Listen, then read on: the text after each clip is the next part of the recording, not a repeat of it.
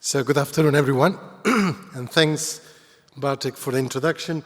So I'm going to talk today not so much about the use of AI or more generally modeling and simulation as a device, which was covered by Piotr before, but actually can we use those technologies to generate evidence about more conventional devices, so implants, and I tend to work more in the cardiovascular domain, but some of these ideas apply more broadly. So why did I entitle the talk this way? Because many of you who are clinicians know that the first rule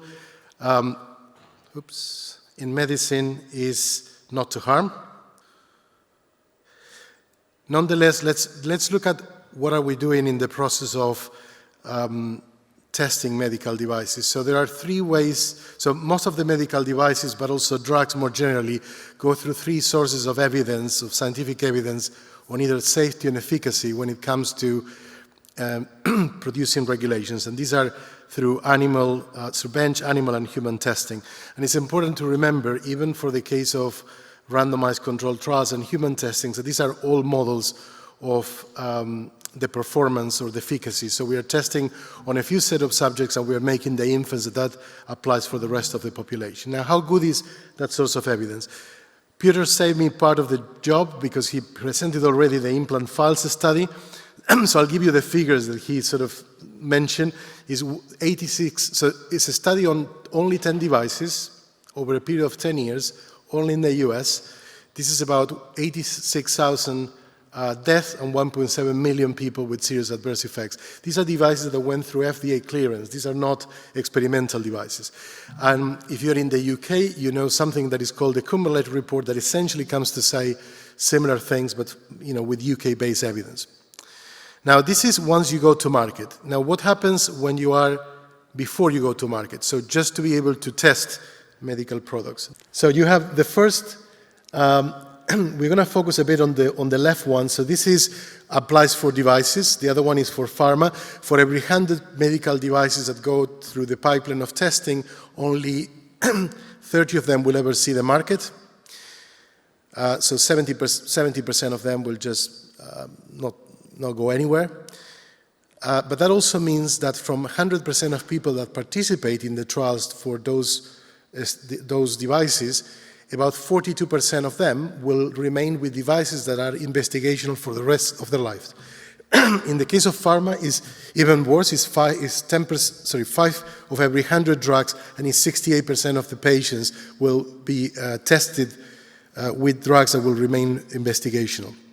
So this is before we went to market. The other thing is to look at, this takes forever, these processes, it's 14 years, 13 to 16 years for drugs, and it's a massive investment. It's, $500 million for a complex medical device, 2.3 billion for a drug. So really, really expensive. So what in silico techniques, and we'll define that a bit more formally in a minute, but in silico you can think about in computers, because they're mostly made of silicium. So what we mean by those is that what we do at the moment, so if you consider in the x-axis the life cycle of the medical products from the discovery all the way to post-market monitoring, and on the vertical axis, you look at how many failures you find in the design that you need to fix or problems you find along the way. What we are doing at the moment is what this line here in dashed line in purple does, which is we test very little at the beginning because we still don't have a product. We are maybe a number of entrepreneurs trying to get this to market. We are looking for money from investors, and they will be asking you to go very quickly into preclinical and clinical trials to demonstrate the evidence of your products. Now, because you went with relatively little testing, that means that your design is suboptimal. And little testing doesn't mean no testing. What it means is that by the number of parameters you have, you're only testing a subset of those. So you go with the suboptimal designs, and by the time you come to preclinical and human testing, everything that can go wrong starts going wrong. And then if you are lucky and you're beyond this point and you go to actually market, then still there are things that can go wrong when you start exploring the full sector. Now, the deeper you fail in this pipeline, the more expensive it is to go back to square one and sort of restart the process. That's why what we are suggesting in people who are working in this area of in silico methods is, can we develop models of the performance, the safety, the efficacy of those products that can be tested on virtual populations that are as close as possible to the later stages of testing that we will do. And we do that by training those models or developing those models in a context that is close to real-world evidence. So we test more thoroughly, we fix problems much earlier on, and by the time you come to do clinical, preclinical, and clinical trials, your patients and your products are the risks. That's the idea. You still need to run the studies, the trials, but the idea is that that becomes confirmatory evidence rather than sort of discovery evidence. So bottom line, what you do is, in terms of technologies, you need to have ways to build virtual populations, build ways to model the examinations, if it's imaging devices, or the interventions, if it's implants, and then ways to actually transform the variables that we can predict, which I tend to call them technical endpoints, because they're things that are physical, that are measurable, and that they are, therefore you can simulate them, into what clinicians call clinical endpoints, that tend to be things like, quality of life, death, things which are more difficult to simulate. So you create proxies which are technical that give you an idea about those other broader outcomes. So in silico methods is the use of computational models of high degree of accuracy to test in control environments which are highly close to what you will see in the real environment, and you test the devices and the cohorts. You can incorporate uncertainty related to the behavior, for instance, the implantation of the devices. You model the interaction between the device and the patient host, and then you actually look at simulations of patient outcomes. If this was a talk that I was given to engineers, most of them, they would say, well, what are you telling? This is not new. We are doing this in the aerospace, in the automotive industry for 30, 40 years. We don't do randomized controlled trials to test airplanes, right? And they're complex systems which are mission critical, highly regulated, full of uncertainties, highly complex. And there is, I don't have the time to go into the details of that, but there is evidence out there that the more complex the systems are, the more you need these sort of approaches. Because complex systems have what is called emerging properties, which are very difficult to estimate or to have the intuition about them. Now, am I saying that we need to remove randomized controlled trials? No. And this is partly one of the reasons why I came to this conference, is I want to understand from those who are working in evidence-based medicine what are the principles that you're utilizing to learn more about the way of thinking. But what we are proposing is that we need to remain having clinical, animal, and bench testing, is only that we also need to incorporate modeling and simulation. So from an ethical point of view, the question is not should you replace or not, but is should you rely on three sources when I'm telling you that there is a fourth now as well? And can you use this fourth source of evidence as a way to modulate the amount, the timing, and the quality of the other sources of evidence that you need to acquire? So that you have some sort of risk-proportionate informed evidence framework, and Piotr was talking about what risk-informed is already. So let me give you some examples of this in practice. The first one is roughly how we build synthetic populations, and here is an area where we use a lot of AI, but you will see that other parts is not about AI, it's about technologies that are more used in other sectors, as I alluded before, and there are more mechanistic models. So in the past, what we used to do is to work on models which were very idealized, from this sort of simple geometric model of the torso that you see on the left, all the way to the human visual project, to techniques that you can apply nowadays where you can do imaging of subjects and create very detailed models. These take a lot of work of manual assessment, and in the end you have a dozen, 2 dozens of those. But what you could also do is, if you have a large library of imaging systems, for instance, if you're thinking about anatomical models, so here I have 4 subjects, is to build digital twins of each of these individuals and create digital replicas that are customized to the specific anatomy of those subjects. And then if you don't have just 4, but you have a very large database from a real-world data set, for instance, what you can start doing is creating generative AI methods that, based on these parts, can create libraries of anatomical models, where each of these models here doesn't map back to a particular imaging of a particular subject. They're synthesized from, using sort of generative AI, simplifying it a lot, techniques. Now the question is how good it is if it's generative AI. That's why we do tests like this, where we show how the virtual subjects, which are the blue line, and the real subjects, which is the orange curves, overlap between themselves. So what I'm showing you there is the first row is for females, the lower row is for males, and then you have things like the left ventricular volume, the left ventricular mass, the right ventricular volume, and at the end, sort of the aortic root diameter. So these are readouts that I'm doing of the three-dimensional models and showing that when I look at the distribution of those on my generated data set, they are spot on top of the populations that we have from real subjects, okay?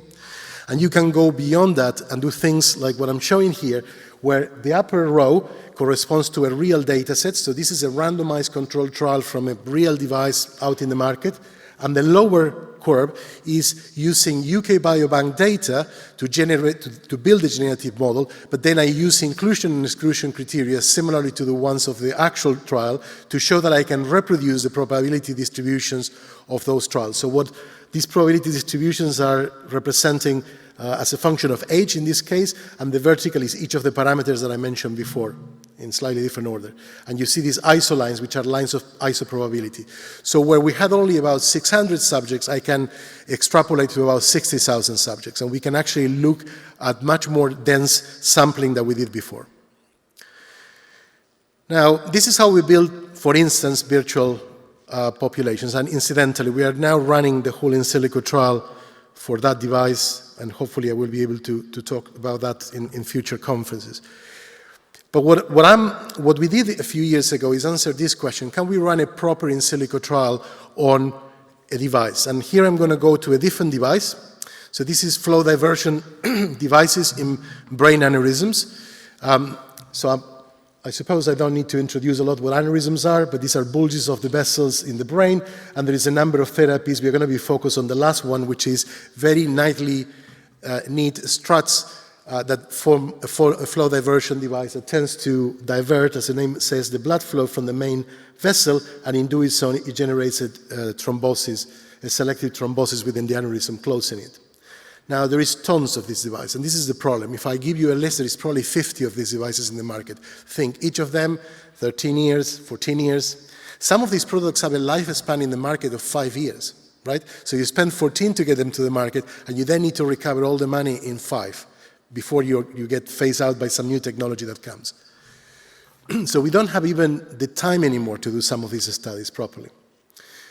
I'm going to skip these. These are just some statistics, but also to show you a bit the regulatory framework.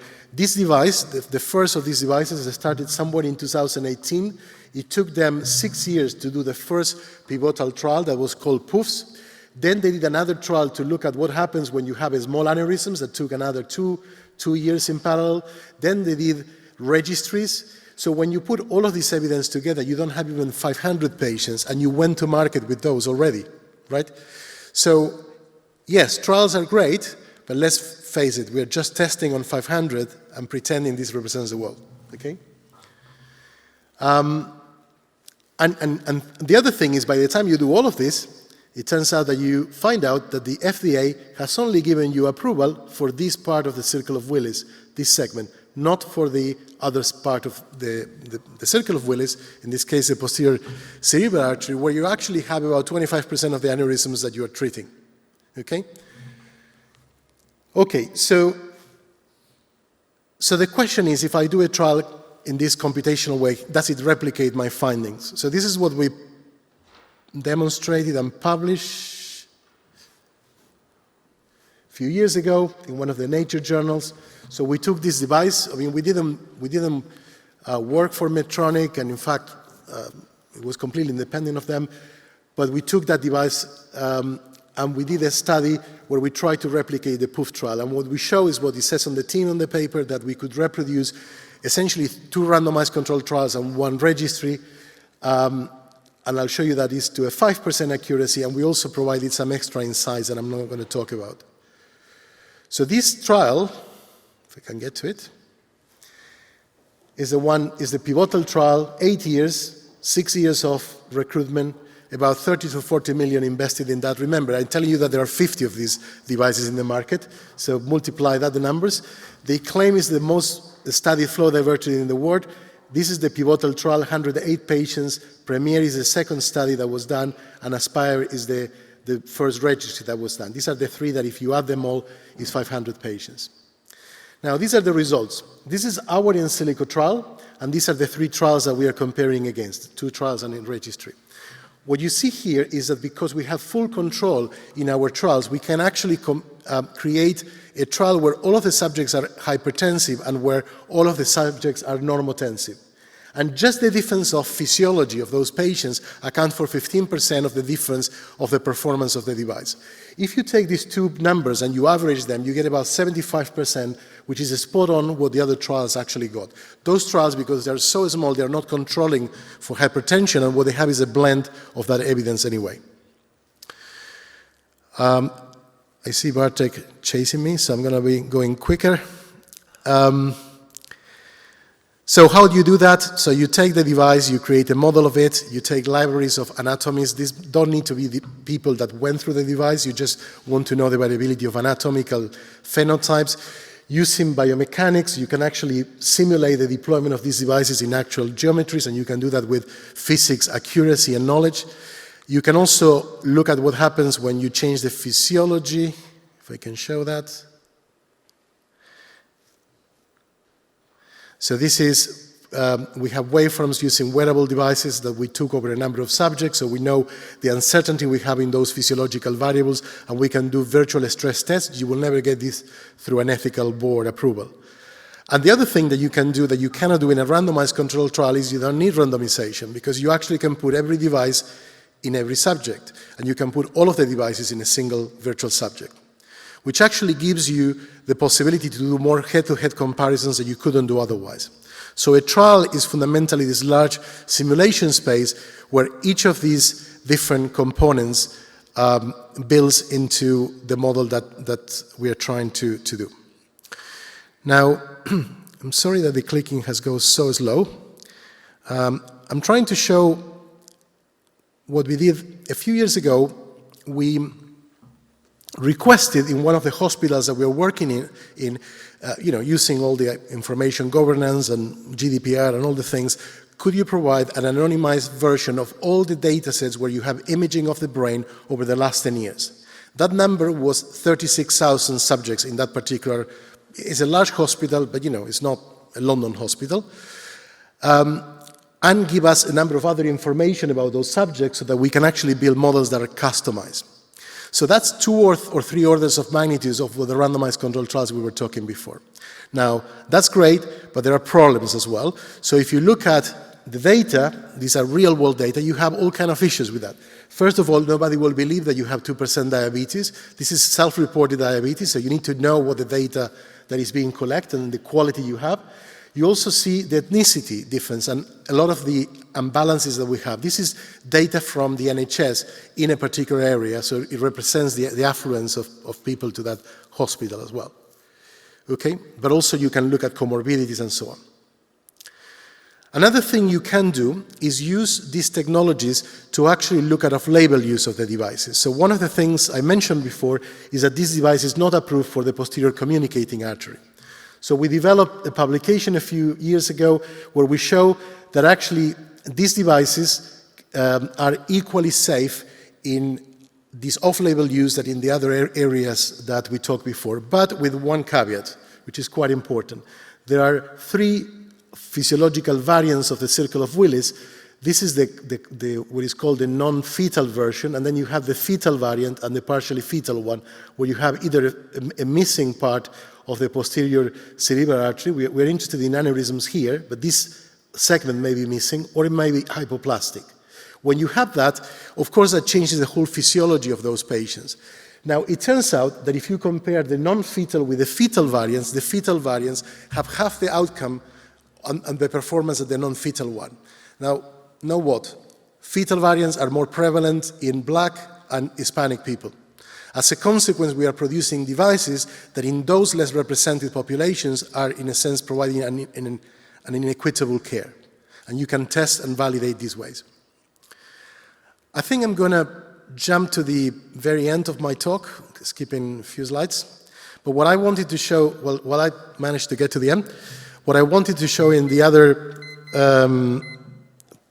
parts is that there is technology for actually doing proper testing of all of those models, and that we are working now in a large initiative in the UK with a number of companies developing case studies in devices of completely different areas than the ones that I am working myself. So this is work with other colleagues around the UK.